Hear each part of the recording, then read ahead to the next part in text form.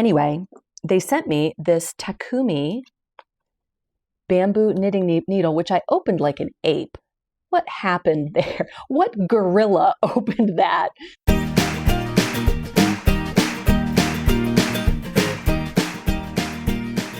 Hey knitters, welcome to episode 235 of the Knitty McPurly podcast. I'm your host, Devin Ventry. You can find me online at KnittyMcPurly.com. I'm Knitty McPurly on Instagram, and if you want to email me, I am Devin at KnittyMcPurly.com. Welcome to the podcast. What do you think of my hair? I'm a brunette now. Love it. Fall, here we come. Please subscribe if you are new and like the video, and that will let YouTube know that they can show it to more people. I am wearing my Flux Cowl today. Check it. Isn't it cute with this outfit? So this is kind of the summer wearing of the Flux Cowl. It's kind of loose. You'll see that it hangs really nicely. We're going to talk about that a little bit today. There are kits up in the shop. Going to talk about that. I hate it when a cowl lays badly. You know how sometimes when they're knit like straight up and down and then they just kind of hang? But this one has such good shape with decreases and increases, and so it lays really nice. And you could do that kind of in the winter time with put a coat over it. I love a good cowl, especially when it lays so well. All right, progress and shop news. Oh, by the way, I am drinking some tea this morning out of my I Love New York mug that Christy Glass sent me. Hi, Christy. I feel like I'm kind of channeling my inner Christy with my brown hair. The website has gotten a little small fall revamping. I went through and kind of put the summer patterns away and put the fall patterns out on full display. August color of the month is here. It's a little late, but it is here. I didn't bring it up here with me, but I'll put pictures up. I sent out a newsletter with the August color of the month already today, and I'm pretty sure that the sock sets are sold out, but I think there is more in the Frankfurt Fingering and in the Dubrovnik DK. It's a beautiful purpley, pinky color that's tonal. So it would work well on its own as a non-variegated skein. It would look great on its own in something like the Wisteria Tank, you know, something like this. But August is a little bit less speckly. This is March, and August is a little bit less speckly. So there is that. That is available now. There should be a new pop-up on my website. If you have a pop-up blocker, you won't see it, but I have switched my email provider, which took me all day yesterday. And thank goodness I have my husband, who's like a really good, like legit computer guy, because he was able to get in the back end of that and make that work. I told him, I was like, if it weren't for you, I would be at the end of my driveway selling my yarn for cash only. He made all of that work. So hopefully that is up and running. And you should be able to subscribe to text messages too if you want to do that. There's a little coupon that goes with it as a thank you for letting me visit your inbox and your phone. So, okay. So because we are heading into fall, I decided to put the Flux Cowl pattern on sale for half price. So you can go get this right now for $3. And if you want to get a kit to make it out of the Dresden DK, which is just so squishy and wonderful. It's just so nice. You can see, I don't know if it's coming through, but it's just the fluff. It's the Surrey Silk DK weight that is so diaphanous and light, but warm and comfortable. Love the Dresden DK. So anyway, you can go grab a kit for that. You can pick any Knitty McPurly color that you want. I am wearing Dusty because it kind of goes with my pants. Apparently I like this color because I have a lot of things in this color. That's available now. You can go check that out if you want. The pattern, it's just a single skein pattern, super simple rib with a couple of increases and decreases to create the shape. It's like a hat where you can have it in your bag and just pull it out and work on it a little bit. And it's a wonderful little one skein project. It would make a great gift too if you're doing any gift knitting. I wear mine all the time in the fall. And I even have it on today. The air conditioning's on in here, and it's early in the day, as you can probably tell from the light. But it's cool in here, so it's comfortable. All right. The Knitty McPurly Summer Knit Along, hashtag KMP Summer Cowl, ends this Friday, August 15th. So finish up your summer knits, put them on the intended recipient, take a glamour shot. All a glamour shot means is nice background in your yard, somewhere in your house, and you're smiling, wearing the thing. No dirty mirror selfies.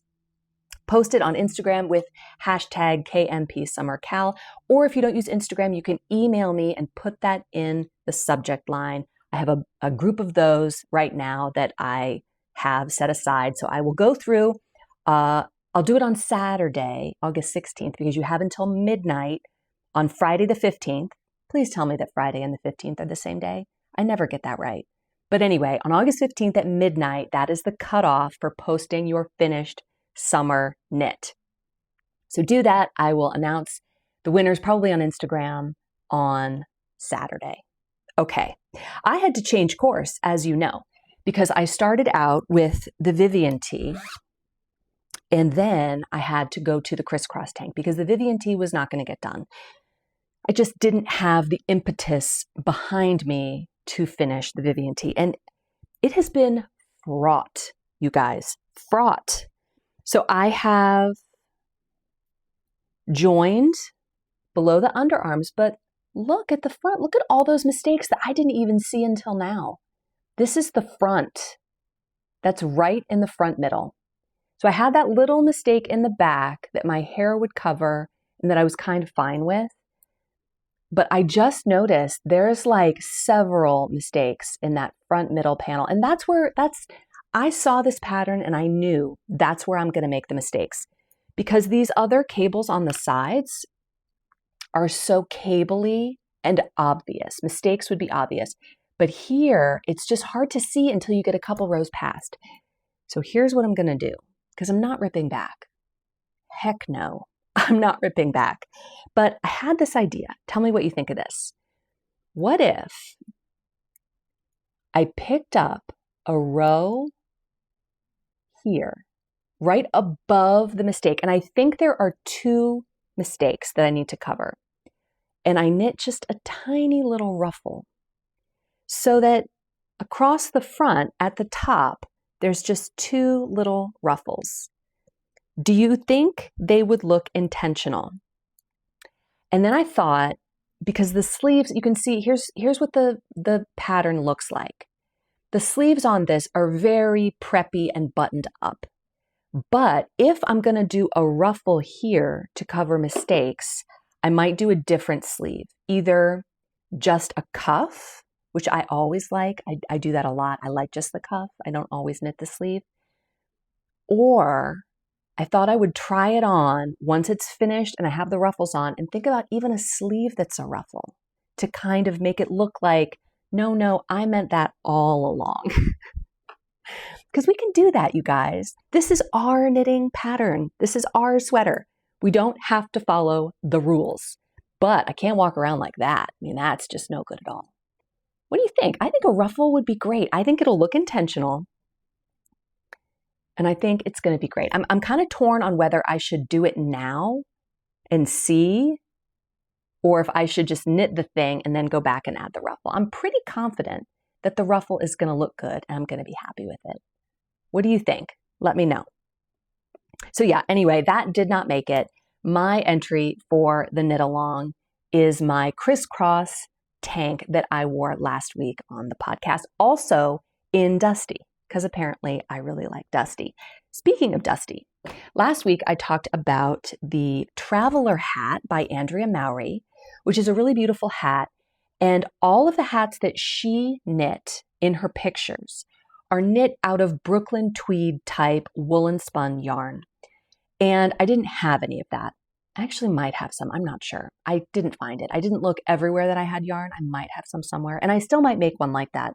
But when I made my crisscross tank out of the worsted weight Warsaw worsted in Dusty, that took 2 skeins and like this much of a 3rd skein. I mean, so little. So I had like an entire 3rd skein. So I thought, well, why don't I make that into a traveler hat? And so I did. And so I think the hats on Ravelry looked like this. And I was like, why does that look so bad? Maybe it's because Andrea used a woolen spun yarn and they're using a superwash, which is what I used. Warsaw worsted is a superwash. But then I put it on. Check it, you guys.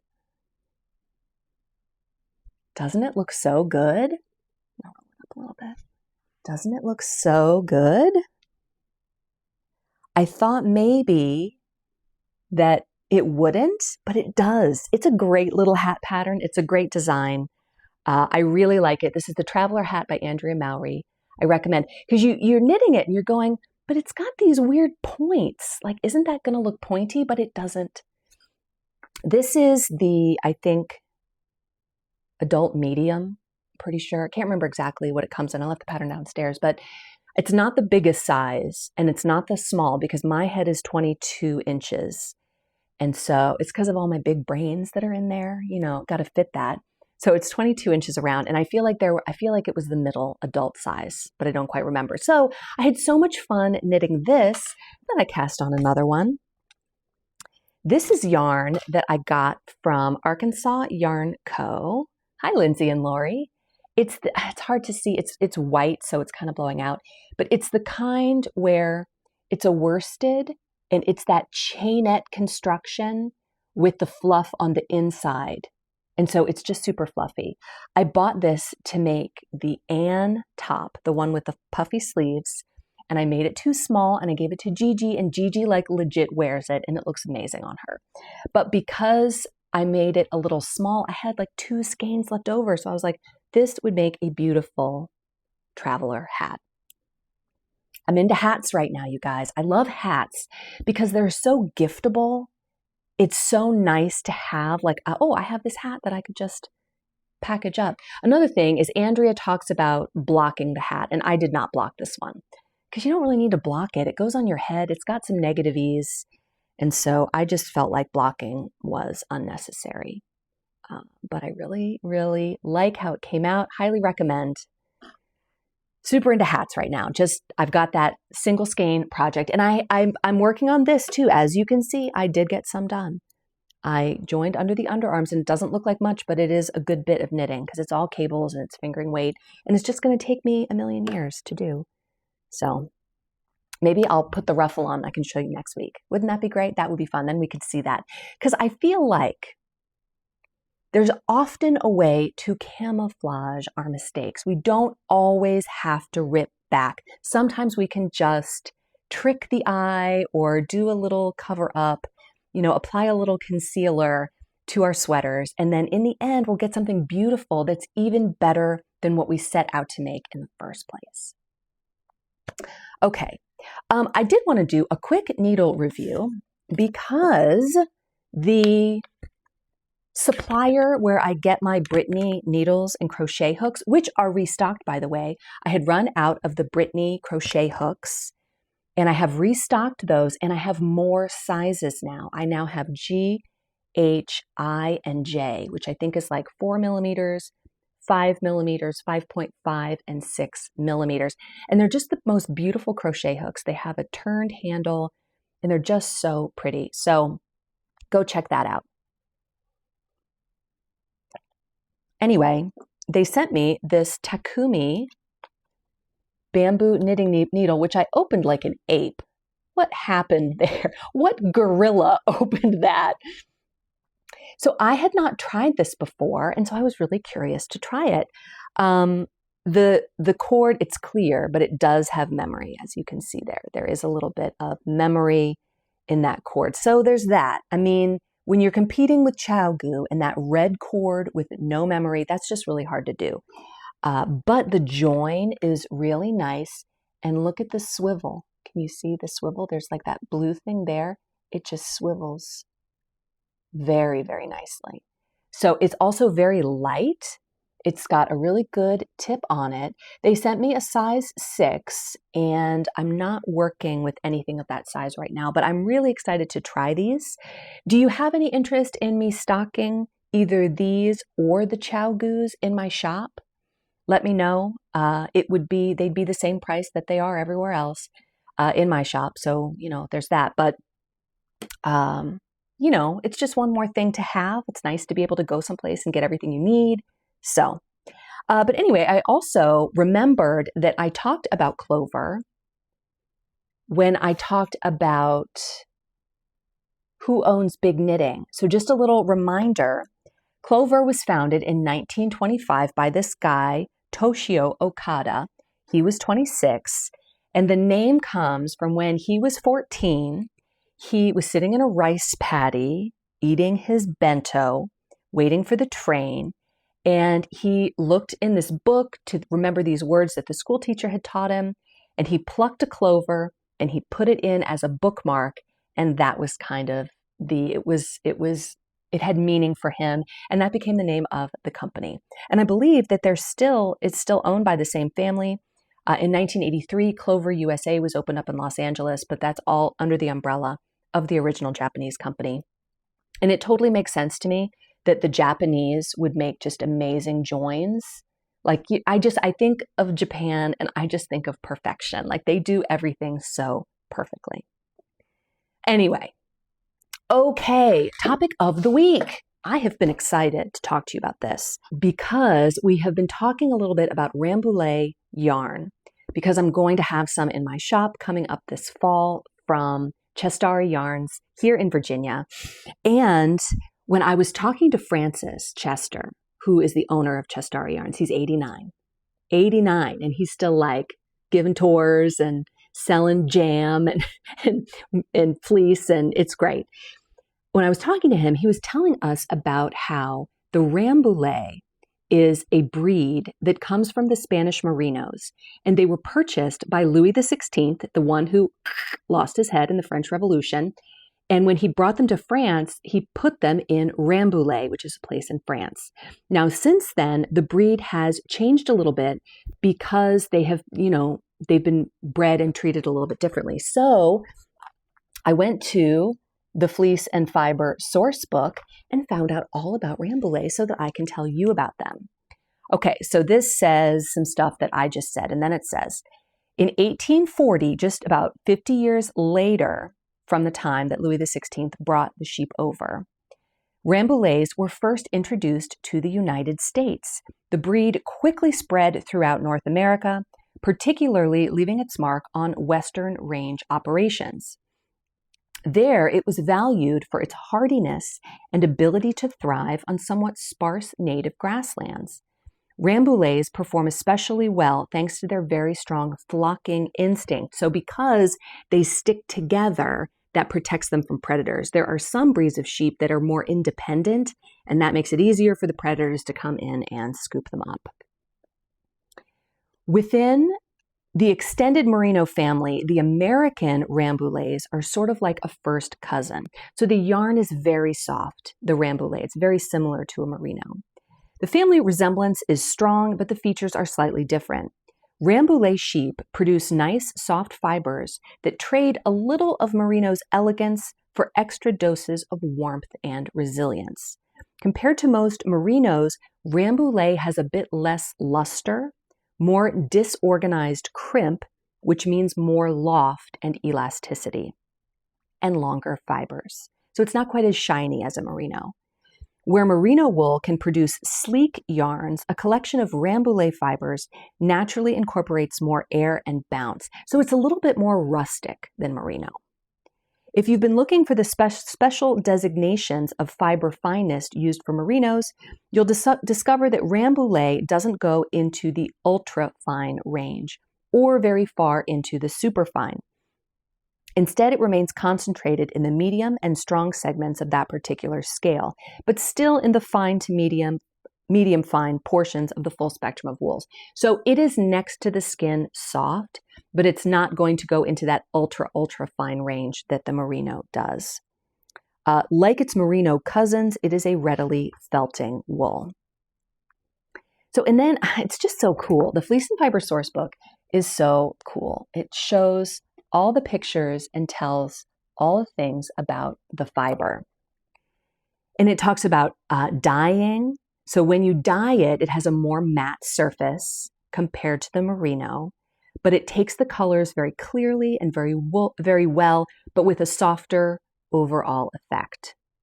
It talks about how to spin it. You need to clean it well and get all of the grease and whatnot off. It spins very well, better than coarse. I'm sorry. This wool will be better spun fine than coarse because of the slender fibers. The crimp pattern of Rambouillet gives it more loft and elasticity, so it is good for next to the skin fabrics with a luxury level softness for baby garments and other items. And there's this little blurb about Tom's of Maine, which was a line of all-natural personal care products started by a guy named Tom in Maine, later bought by Palmolive. So remember we talked about that with big knitting, how a lot of times these companies start out just a little small independent shop, but then they get big enough that the giant overarching corporation comes in and buys them out. And as a result, it's not the same anymore. So Tom's of Maine, that happened too. But now Tom and his wife, Kate, have a new company called Rambler's Way. It says this company produces next to the skin garments from their own Rambouillet sheep and from the wool grown by other U.S. Rambouillet producers. Their products are fabricated in mills in New England and the Carolinas. And so here is a picture of a top, a shirt from Rambler's Way, which you can see is very, very thin and diaphanous. So spun very, very thin. I just thought that was really interesting. I mean, we could talk about a different breed every week for like years. I particularly wanted to talk about the Rambouillet, and I'll just show you this again. It's just so cool. It's got so much information. Can you see all that? Yeah. The Fleece and Fiber source book, if you don't have it and you're interested in that, in the different sheep breeds and what they bring to the table and what you can do with them, it's just a great little book. I went through a totally obsessive period with the Fleece and Fiber source book a couple years ago where I had the hard copy, I had it on my Kindle, like I was reading it all the time. I was a little bit obsessed. Okay, the comment section. You guys, I had 63 comments on last week's episode. Thank you so much for leaving me a comment. It was so great to read all of them. I read every single comment. I didn't respond to every single one, but I did read every single one. That's like 2% of watchers who left comments. So thank you, thank you, thank you. I really appreciate your comments. Irish Bell says, I love that you have designed and knit so many shawls and given most away. The majority of my shawls have been gifted to others, and one was finished, blocked, and worn a few times before I frogged the whole thing and used the yarn to make a knitted top. I love the idea of a shawl, but not actually wearing them most of the time. I totally agree. That's what I love about a cowl, because it's so wearable, where you just put it on and you're done. The most I'll do is like this to put it over underneath a coat, and then my neck is warm. But even right now, like I'm wearing this in the air conditioning and I'm totally comfortable. So love a cowl. Karen Red Baron says, I love knitting hats in regard to my hat club for next year. I think they are a great place to try new yarns or techniques and fairly easy to give away if you get too many. Yes, totally. I have designed several hats. I've knitted many hats, and I feel that I could easily accomplish a hat a month as part of a club. I really look forward to seeing your Virginia woolen spun yarn. Me too. I cannot wait to see it. It's going to be so exciting. But agreed, a hat a month is completely doable. Like a pair of socks in a month, you really have to try. But a hat a month, I mean, I did this in a week. And that leaves the other 3 weeks available to do other things like knit other hats. And I had some questions about like, how would this hat club work? And I'm envisioning using either the fingering weight, the DK, the worsted, or the bulky in the Virginia woolen spun, but to do one hat a month where we have the yarn, and I could choose a pattern as a suggested pattern, but let's say it's a $9 pattern and it's a bulky weight pattern and you don't want to knit that one. You could easily knit another bulky weight hat with it if you wanted, or fingering weight or whatever it is.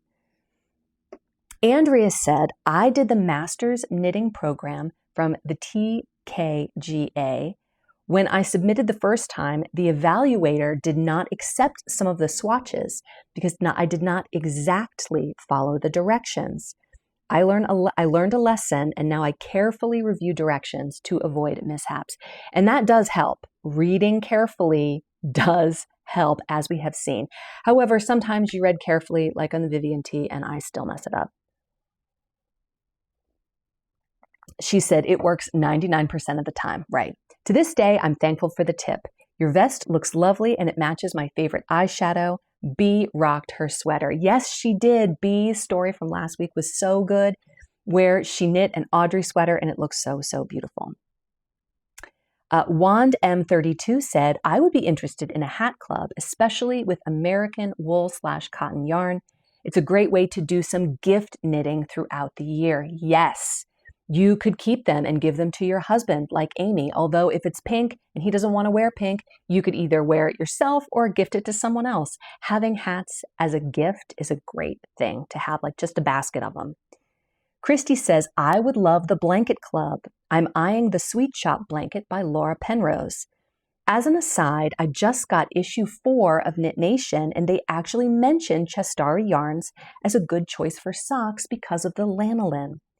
Pretty cool. Love the podcast as always. That is awesome. I love that Frances got a shout out in Knit Nation. That is great. Question about the blanket club, because last week I mentioned that I would probably do it in worsted weight, but some people mentioned DK. If you have an opinion, like if you're like, yes, I want to do that next year, I'm totally going to be in on it, and you have an opinion, whether it's worsted or DK, let me know. I'm probably just going to go with the majority. I don't know if I could give an option. I don't know if I could do that. Maybe, but let me know what you think. Crystal says, I would love to try the hat club, especially in the wool cotton blend. In South Carolina, it doesn't get too cold. I wanted to comment on the knitting story. My mom lives close to that knitting store in Southern Pines, North Carolina, and that is where I started my knitting journey as well. Small world. That is awesome. I love that. It's awesome to me that I can talk about yarn stores in places that I've never been, and people are like, oh yeah, I've been there a bunch of times. That's so cool. Last comment is from Denise, and she says, Devin, your crisscross top is over the top gorgeous. Denise is just a really nice person. She says, I would love an accessory type of club each month to knit different accessories next year. Now, a couple people commented this. I think I will keep that under advisement, possibly for 2027. I think there is so much interest in hats and blankets for 2026. I'm going to stick there and we'll see how that goes. But perhaps in 2027, we could do an accessories club because I love the idea, but there's so much interest in the hats and the blankets for next year. So, but I do appreciate the comment. Then she says, also, I must let you know how invaluable the gauge switcheroo worksheet has been to my knitting. I have 3 sweaters on the needles, including one for the summer knit along, and all 3 are off gauge. Because of your worksheet, I'm confident they'll fit how I intended. And the worksheet was employed again after I measured my swatch for a sweater I'm about to cast on. You don't know what this little tool means to me since I am a total math imbecile. Me too, Denise. I am a math imbecile too. And I need clear directions on how to figure it out. But I use the gauge switcheroo worksheet almost every time I knit something now because my gauge is usually a little bit off and it just gets me closer to what I want in the end. I used it for my crisscross top. I ended up knitting a different size than the one that was suggested. I can't exactly remember. I should keep notes. I really should do that. Also, I just wanted to let you know that Cheryl does have a gauge switcheroo calculator, which would take out some of the steps where you can just input the numbers and it will calculate it for you. I'll put a link to that down below if you want to go to Cheryl's website, Wise Owl Knits, and you can use her calculator. I have not used it before, but presumably it works just like the gauge switcheroo, where you didn't get the same gauge as the designer and you think maybe if I knit a different size, I could get what I want. So try that next time. Okay, knitting fantasies. I got a comment last week and I didn't pull it, but that somebody said knitting fantasies is like my favorite segment. And if you are new, knitting fantasies is where we pick out a few patterns that we would love to knit. They're so great and we love them. We might not have time, or maybe we do. Maybe you will see one and be like, I have to make that right now. But it's just patterns that I have come across that I think are really good. I'm excited for fall knitting. I'm kind of like off of the summer knits right now, moving into the fall knits. So the first pick is one that I am sure you have seen, and I didn't write down the name, but I think it's the DRK Everyday Cardi by Andrea Mowry. I love this sweater. I love everything about it. I love how the collar stands up, and even when it's unbuttoned, because it's doubled over, it stays where it should be. I love the kind of, I'm not exactly sure what it is, whether it's a rib that gives a shape to the front, the buttons, I just think it looks absolutely beautiful. She knit hers in a sport weight. And if I were going to make one, I would use my new yarn that's not here yet, my Virginia Woolen Spun, because I do think something with a little more crispiness than a superwash would work great here. Now she's using a sport weight, so I would either use a DK or a fingering weight, and I'd use the gauge switcheroo worksheet or calculator and just knit a different size. Now she is wearing this sweater with 8 inches of positive ease. So she has a 34-inch bust, and she made the 3rd size, which is for a 42-inch finished sweater. So that's something to keep in mind. If you do want to knit this sweater, remember that Andrea is wearing it with 8 inches of positive ease, and I really like the way that it fits her. It looks so good because it's not too long and the sleeves are the right length. This is a top-down sweater that comes in 10 sizes. And again, it is in a sport weight yarn. I didn't write down the price, but I think it's $9. I'll put the link below if you're interested. My second pick is the Anemone sweater by Pernille Larsen, who I believe is from Denmark. This pattern comes in 7 languages. However, English is listed as the first language, probably because most knitters, even if English isn't their first language, they know enough English, and there's so many patterns are in English that, you know, people are used to knitting patterns in English. This is a fingering weight colorwork sweater. I love the all over colorwork, the flowers that goes all the way down the sleeves. I just think it is so beautiful. It's fingering weight. Did I say that already? It comes in 8 sizes, and I just thought it was so pretty. All right, moving right along to So Here's What Happened. Today's story comes from Kathy. Hi, Kathy. And oh my, poor Kathy. Now, this story is from 25 years ago, but it still hurts a little bit to tell. She calls it the husband Pooh sweater.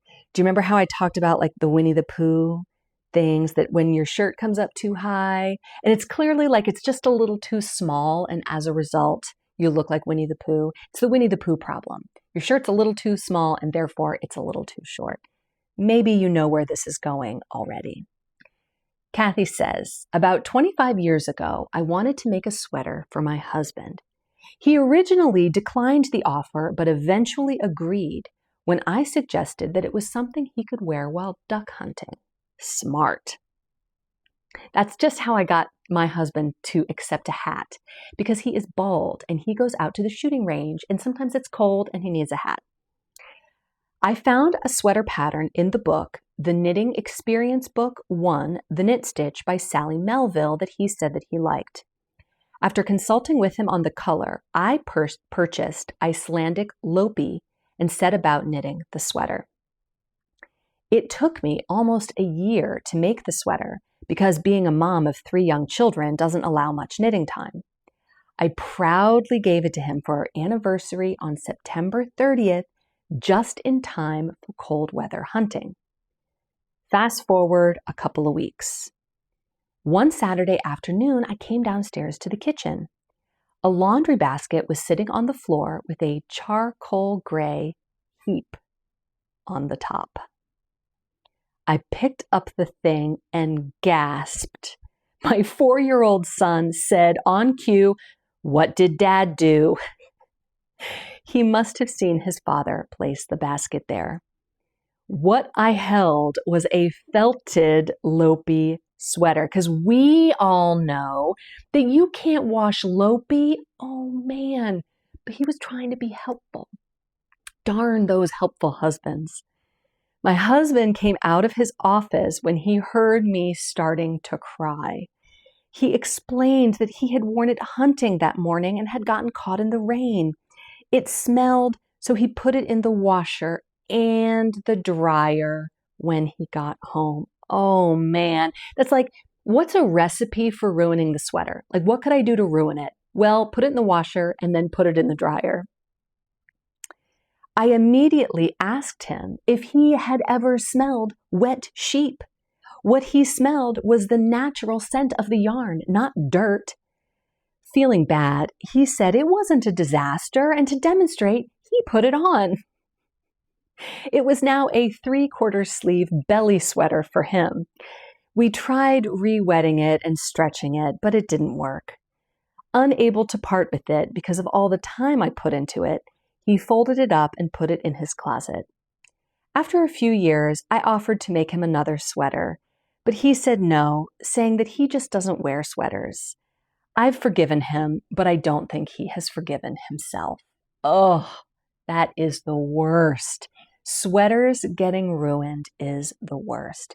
And that's the thing about making something non-superwash for a non-knitter. And granted, he lived in your house. You felt probably like you could control the sweater, but alas, if they're helpful, they're gonna ruin it. My husband doesn't wear sweaters either, and I have never even tried to make him one. We don't really wash hats in our house, so it's pretty safe for me to make hats. Anyway, Kathy, I am so sorry. Thank you so much for sharing that story, because that was a really, really good knitting story. I really appreciate it. If you have a knitting story, send it to me. Devin at KnittyMcPurly.com. It's Devin with an I, and I would love to share it on the podcast. You can type it out like Kathy did. You can take a video of yourself telling the story. You can send me pictures to include with the story. I would love to share it because this is our oral tradition. I hope you guys have a wonderful, wonderful week. I will see you back here next Saturday. Happy knitting. Bye, knitters.